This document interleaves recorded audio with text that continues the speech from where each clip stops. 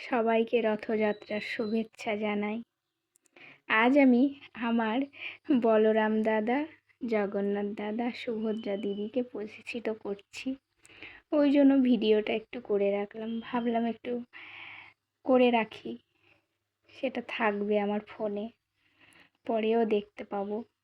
অনেক দিন আগেই এনেছি ওনাদেরকে, কিন্তু প্রতিষ্ঠিত করা হয়নি।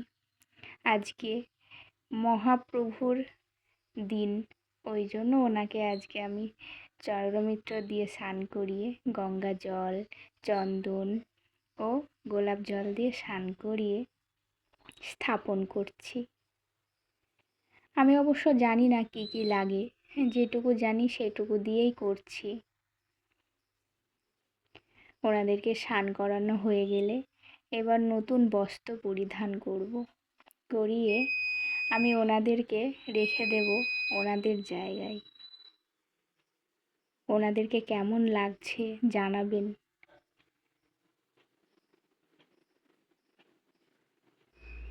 নতুন নতুন বস্ত্র পরে ভালোই লাগছে।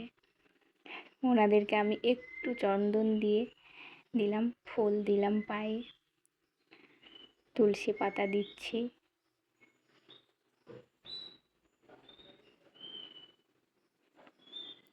এবার আমি ভোগ নিবেদন করব।